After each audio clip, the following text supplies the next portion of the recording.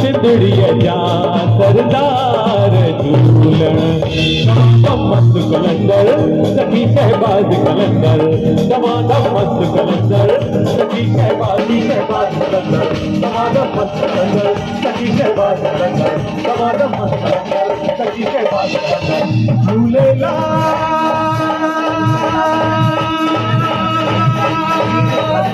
झूलेला शहबाज कलंदर है दमादम मस्त कलंदर सखी शहबाज कलंदर सच्चे सच्चे लाल झूलण झूले झूले मुझो लाल झूलण सेवण जा शहबाज लाल साईं सिंदड़िया जा सरदार झूलण दमादम मस्त कलंदर है सखी शहबाज कलंदर दमादम मस्त कलंदर सखी शहबाज कलंदर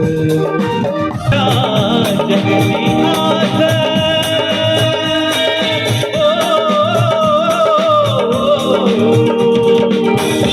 पणायण मारा बिगड़ल मांग पणायण मारा बेड़ो मुहे जो तार दमादम मस्त कलंदर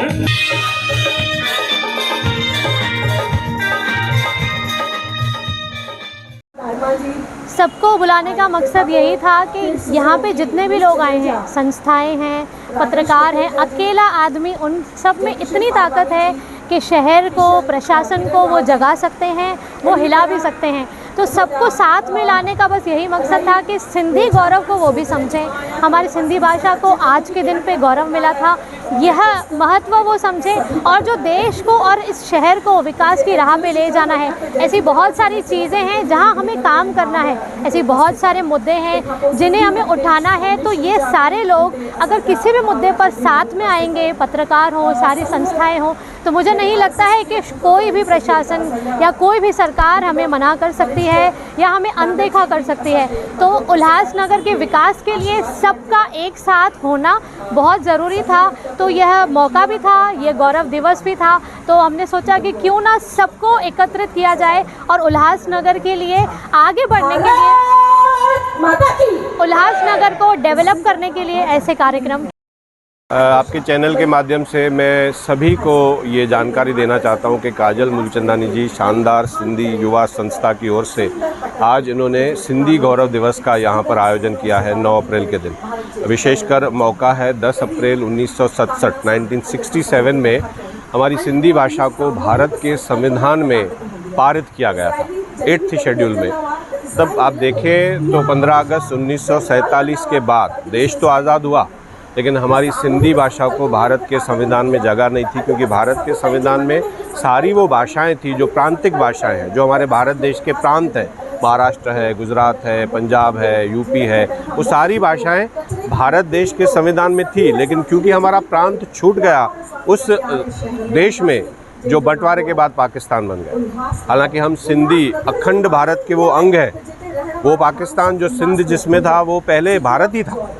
1947 के पहले वो भारत देश ही था, हम भारत देश के ही नागरिक हैं।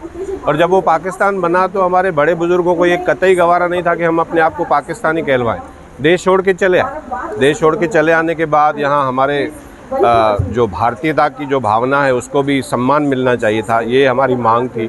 20 साल लगे हमारी इस मांग को कबूल होने में, और आखिरकार 10 अप्रैल 1967 को भारत के संविधान में हमारी सिंधी भाषा को एक ऑफिशियल सिंधी भारतीय लैंग्वेज करके जो है उसमें सम्मिलित किया गया।